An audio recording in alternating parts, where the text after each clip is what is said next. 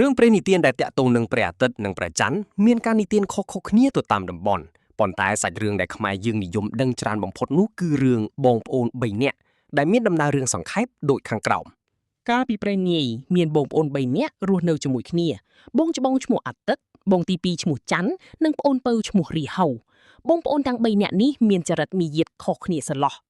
ថ្ងៃមួយបងប្អូនទាំង3បានរៀបចំធ្វើបុណ្យស្លាមហូបដើម្បីបូជាដល់ព្រះសម្មាសម្ពុទ្ធនិងទេវតា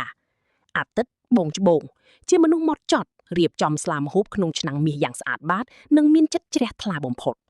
ច័ន្ទបងទី2ជាមនុស្សស្លូតបូតរៀបចំស្លាមហូបក្នុងឆ្នាំងប្រាក់យ៉ាងសម្រម្យនិងមានចិត្តសប្បុរសរាហៅប្អូនពៅជាមនុស្សឆេវឆាវនិងខ្ជិលច្រអូសគេយកតែភីដីចាស់ៗមកស្លាហើយថែមទាំងយកវែកទៅគូមហូបបងទាំងពីរលួចភ្លក់មុនពេលថ្វាយទៀតផងបងប្អូនទាំង3ក៏បានផ្សងប្រាថ្នាអាទិត្យប្រាថ្នាសូមឲ្យមានពន្លឺភ្លឺច្បាស់អាចបំភ្លឺលោកធាតុទាំងមូលនៅពេលថ្ងៃក្រោយមកក៏ក្លាយជាព្រះអាទិត្យច័ន្ទប្រាថ្នាសូមឲ្យមានពន្លឺត្រជាក់ត្រជុំបំភ្លឺលោកធាតុនៅពេលយប់ដើម្បីឲ្យមនុស្សសត្វបានសម្រាកដោយក្តីសុខក្រោយមកក៏ក្លាយជាព្រះច័ន្ទរាហៅដោយមានចិត្តខឹងសម្បានឹងបងដែលបានស្ដីបន្ទោសរឿងធ្វើខ្លួនមិនសមរម្យគេក៏ប្រាថ្នាសូមឲ្យមានរូបរាងធំខ្មៅមហិមាដើម្បីតាមលីពន្លឺបងទាំងពីរក្រោយមកក៏ក្លាយជាអសុរិនរាហៅ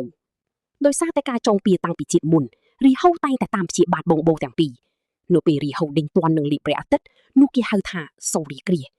នៅពេលរាហៅដេញទាន់នឹងលីព្រះច័ន្ទនោះគេហៅថាច័ន្ទដគ្រាប៉ុន្តែដោយសារព្រះអាទិត្យនិងព្រះច័ន្ទមានបុណ្យបារមីខ្ពស់រាហៅមិនអាចលីបទុកនៅក្នុងពោះបានយូរឡើយក៏ត្រូវខ្ជាក់ចេញមកវិញជាហេតុធ្វើឲ្យមានពន្លឺឡើងវិញរហូតមកដល់សព្វថ្ងៃអត្ថន័យអប់រំរឿងនេះបង្រៀនឲ្យមនុស្សមានចិត្តអត់ធ្មត់ធ្វើបុណ្យដោយចិត្តជ្រះថ្លានិងកុំឲ្យមានចិត្តច្រណែនឈ្នានីសបងប្អូនឯងដែលនាំឲ្យមានពីវេរវារងមិនចេះចាប់មិនចេះជាប់